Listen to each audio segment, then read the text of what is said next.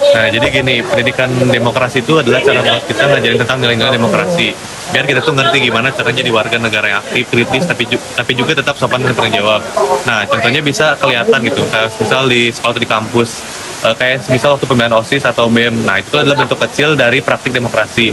Jadi kita tuh belajar gimana milih pemimpin yang baik, gimana menghargai hasil suara terbanyak, dan gimana menyampaikan pendapat tanpa harus meributkan gitu. Nah, jadi intinya pendidikan demokrasi itu mengajarkan kita untuk dewasa dalam berpendapat. Nah, kemudian ada nilai-nilai dalam pendidikan demokrasi. Nah, nilai-nilai yang diajarin dalam pendidikan demokrasi itu banyak gitu. Beberapa yang paling penting itu semisal kebebasan berpendapat, tetapi tetap bertanggung jawab. Nah, kemudian ada keadilan dan kesetaraan semua orang yang punya hak dan yang punya hak yang sama. Kemudian ada toleransi agar tidak gampang baper atau kalau ada yang beda pandangan gitu. Nah, kemudian ada partisipasi aktif. Jadi artinya kita tuh ikut terlibat, bukan cuma nonton gitu. Nah, kemudian jadi kita tuh bukan cuma hafal teori, tetapi juga diterapkan dalam kehidupan sehari-hari. Nah, kemudian ada kenapa pendidikan demokrasi itu penting. Nah, jadi sekarang kalau kita hidup di negara demokrasi, tapi warganya tidak paham demokrasi, jadinya bisa kacau. Kayak orang itu bisa termakan hoak, gampang jadi domba, kemudian tidak mengerti cara menyalurkan pendapat dengan benar.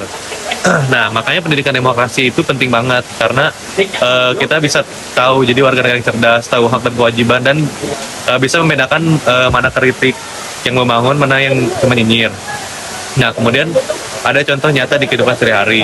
Nah, contoh gampang itu pertama waktu di kelas ada diskusi, ada teman yang berbeda pendapat. Nah, kita harus mendengarkan dulu, baru memberikan tanggapan. Nah, itu tuh sudah bagian dari sikap demokratis. Nah, di media sosial juga begitu.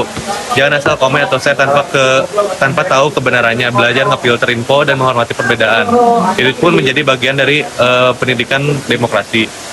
Nah, jadi demokrasi itu bukan cuma sistem politik, tapi juga gaya hidup. Mulai dari hal kecil, seperti berani ngomong, tapi tetap menghargai orang lain. Kemudian karena masa depan demokrasi Indonesia di tangan kita sendiri, jadi kita harus bareng-bareng gitu. Kayak generasi yang melek demokrasi, yang nggak cuma bisa ngomong demokrasi, tapi benar-benar ngerti maknanya. Nah, terus apa sih manfaatnya kalau kita punya pendidikan demokrasi yang bagus gitu ya?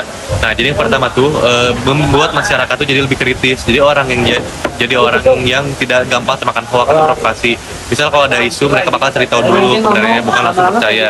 Nah, yang kedua tuh membangun rasa tanggung jawab. Jadi kita tuh tahu kalau kebebasan ngomong itu ada batasnya. Nah, yang ketiga tuh masyarakat lebih solid. Kalau orang ngerti demokrasi, mereka tuh bakal mudah saling menghargai dan kerja sama walaupun berpendapat itu.